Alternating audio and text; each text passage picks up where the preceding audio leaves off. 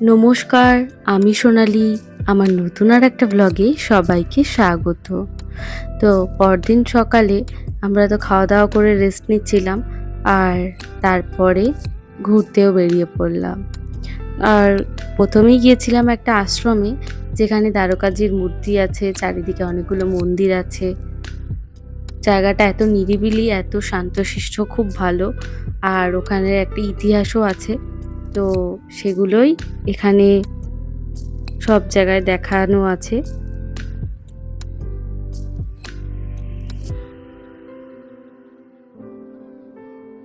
তো আমরা চারিদিকটা ভালো করে ঘুরে ঘুরে দেখছিলাম। এখানে তো প্রত্যেকটা মন্দিরই খুব সুন্দর, প্রত্যেকটা জায়গায় খুব নিরিবিলি, খুব শান্তশিষ্ট। কিন্তু এই যে দিনের বেলা একটু গরমটা বেশি থাকে, এই আর কি। কিন্তু সন্ধ্যের পর থেকে আবার একদম ঠান্ডা পরিবেশ, ভালো হাওয়াও দেয়, আর চারিদিকটা খুব ভালোভাবে ঘোরাও যায়। তো আমরা এবারে করেছিলাম ২ টো টোটো। আর ২ টো টোটোতে আমাদের সবার মোটামুটি হয়ে গেছিল। তো সবাই মিলে টোটো করে ঘুরতে বেরিয়েছিলাম চারিদিকটা। আরও অনেক জায়গায় আজকে যাওয়ার আছে। তো তার আগে আমরা এখানে দাঁড়িয়ে ফ্যামিলি সবাই মিলে একটু সেলফি তুলে নিলাম, আর চারিদিকটা ভালো করে ঘুরে দেখলামও।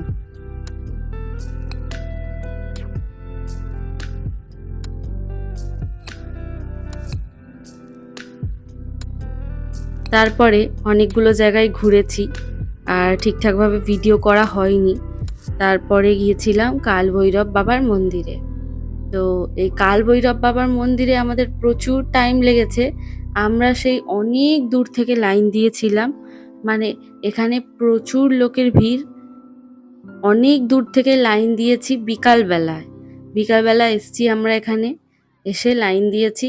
আর তারপরে আমরা কালভৈরব বাবার দর্শন পেয়েছি প্রায় ৭টার পরে।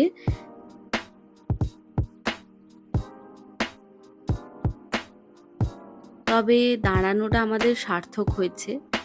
এত ভিড়ের মধ্যে দাঁড়িয়ে যখন গিয়ে কালভৈরব বাবার দর্শন করলাম, তখন তো এই দাঁড়ানোটা কিছু আর মনে হচ্ছিল না। তারপরে দর্শন করার পর আমরা বেরিয়ে চলে এসেছিলাম, কারণ ওখানে দাঁড়াতেই দিচ্ছে না, এত ভিড়। মানে সামনেও ভিড়, আর মন্দির থেকে বেরোনোর সময় প্রচুর ভিড়। তো বেশিক্ষণ ওই জন্য দাঁড়াতে দিচ্ছে না, ওখানে অনেক পুলিশ আছে।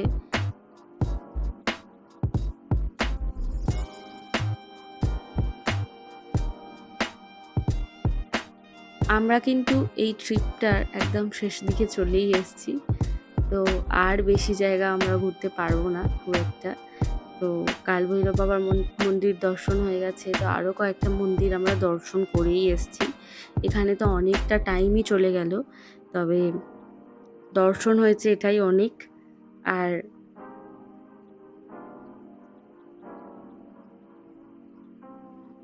নেক্সট দিনও আমাদের টোটো বলা ছিল। তো আমরা আজকেও টোটো করেই বাকি জায়গাগুলো ঘুরবো। তো নেক্সট দিন আমরা গিয়েছিলাম রামঘাট আরতি দেখার জন্য। অনেকটা বিকালেই গেছি, কারণ চারিদিকে যা ভিড় দেখতে পাচ্ছি সন্ধ্যাবেলা। তো তাই জন্য আমরা বিকাল বিকাল সবাই মিলে বেরিয়ে পড়েছি।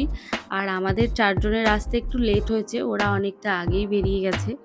তো আমরা এখানে অনেকক্ষণ ধরে বসেছিলাম। এখানে প্রায় বিকাল থেকেই আরতিটা স্টার্ট হয়ে যায়, জোগাড়জাতি করতে অনেকটা সময়ও লাগে। তো আমরা রামঘাটে অনেকক্ষণ বসেছিলাম, আর চারিদিকের পরিবেশ খুবই সুন্দর। এখানে শিপ্রা নদী আছে, আর এখানে আরতিও শুরু হয়ে গেছে। এখানে সন্ধে হতে তো অনেকটা সময় নেয়, তাই তার অনেক আগে থেকেই আরতি স্টার্ট হয়ে যায়। আর প্রচুর লোকের ভিড় থাকে এখানেও। তো আমরা যেহেতু অনেকটা আগেই এসেছি, তাই বসার মতো জায়গা পেয়েছিলাম, নাহলে সেটাও পেতাম না। তো আমরা অনেকক্ষণ ধরে বসে বসে এখানে আরতি দেখছিলাম। এই আরতিগুলো যদি মিস করে যাই, তাহলে এখানে আসাটাই আমাদের বৃথা হয়ে যাবে। তাই জন্য আমরা আজকে আগেই চলে এসেছি এখানে আরতি দেখার জন্য। তো কে কে মহাকালেশ্বর গেছো আর ওখানে সবকটা মন্দির ঘুরেছো, আরতি দেখেছো, অবশ্যই কমেন্ট করে জানাবে। আমার তো পার্সোনালি খুব ভালো লেগেছে, কারণ এসেই যে মহাকালের দর্শন করতে পেরেছি, তারপরে পরপর ডে গুলোতে ভাগ করা ছিল যে কোথায় কি ঘুরবো। তো খুবই ভালো লেগেছে আমার। আর আমরা রামঘাট আরতির জন্য অনেক আগে বেরিয়েছিলাম। আর আমরা পুরো আরতিটা দেখতেও পেয়েছি।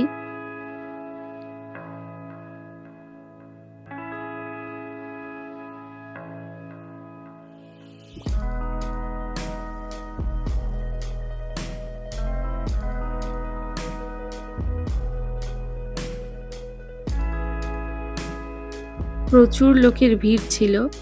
আর জায়গাটা কিন্তু খুবই সুন্দর। আসলে খুবই ভালো লাগবে। এই যে এটা আমার খুব ভালো লেগেছে, যখন জলটা পুরো সরে যাচ্ছে, ওখানে একটা শিবলিঙ্গ আছে সেটা দেখা যাচ্ছে। আর যখন জলটা পুরো থাকছে তখন আর দেখা যাচ্ছে না। যেটা আমার খুব ভালো লেগেছে। কিন্তু ১ম এ বুঝতে পারিনি যে কুকুরটা ওখানে গিয়ে কি করে দাঁড়িয়ে আছে। তো তারপরে ভাবলাম যে ওখানে নিশ্চয়ই কিছু আছে। তো আমরা সবাই মিলে ওয়েট করছিলাম যে ওখানে কি আছে দেখার জন্য।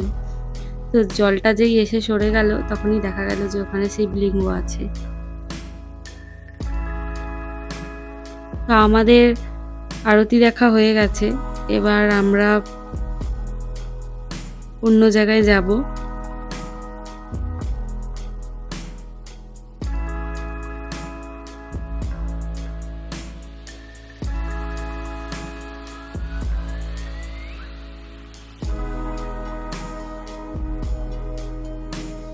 এত ভিড় হয়ে গিয়েছিল যে আমরা ঠিকভাবে যেতেও পারছিলাম না। তারপর আরতি শেষ হয়ে যাওয়ার পরেই তো লোকজনের যাওয়ার তাড়া চলে এসছে। আর এই মন্দিরটায় আমি আর ঢুকিনি, আমি বাইরে বসেছিলাম। ওরা সবাই মিলেই গিয়েছিল। তো আমি বাইরে বসেছিলাম, কিন্তু আমার বর সব ভিডিও করে নিয়ে এসছে।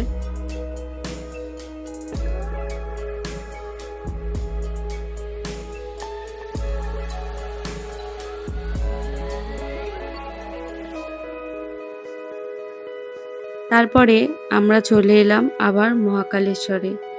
আর এসেই ১ম এ দেখলাম লেজার লাইট শো। এটা ওই সন্ধ্যের দিকে হয়। তো আমরা ঠিকঠাক টাইমে পৌঁছে গেছি, না হলে দেখতে পেতাম না। আর বেশ ভালো লাগলো, অনেকক্ষণ ধরে চললো শোটা। আর তারপরে এবারে ফ্যামিলির সাথে সব জায়গায় ঘুরছিলাম। আমরা তো ৪ জনে মিলে এতক্ষণ ঘুরছিলামই। তো এবারে সবাই ছিল। তো সবাই মিলে একসাথে ঘুরছিলাম। এই যে প্রচুর ভিড় এখানে লেজার লাইট শো দেখার জন্য।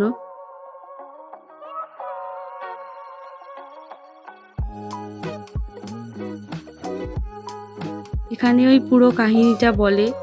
আর লাইটিং গুলো খুব সুন্দর। আর তারপরে ভোর রাত্রে আমরা উঠে পড়েছি, কারণ আজকে আমরা ভস্ম আরতি দেখতে যাব। তখন ২:১০ বাজে প্রায়। আর আমরা উঠে চলে এসেছিলাম, কারণ ওখানে অনেক চেকিং থাকে।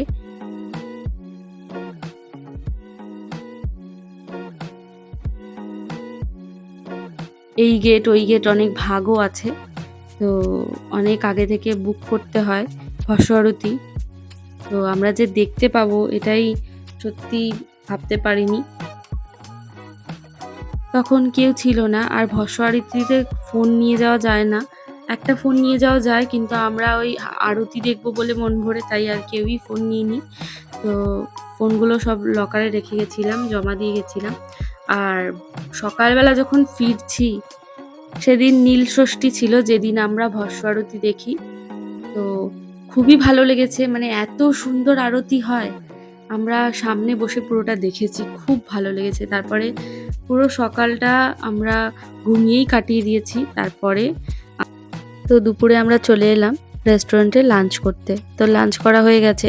আর রাত্রিবেলা সেভাবে ব্লগ বানাইনি। তো রাত্রে গেছিল বাবা, মণিমা, মামি, মামা ভস্ম আরতি দেখতে। আর সকালবেলায় আমাদের গাড়ি চলে এসছে। আমরা হালকা ফুলকা খাওয়া দাওয়া করে বেরিয়ে পড়েছি। এবার আমরা যাচ্ছি ইন্দোর। ইন্দোরে আমরা অনেকক্ষণই স্টে করব, মানে ৪-৫ ঘন্টা স্টে করব, তারপরে ওখান থেকে বেরিয়ে যাব। দেখা হবে নেক্সট ব্লগ।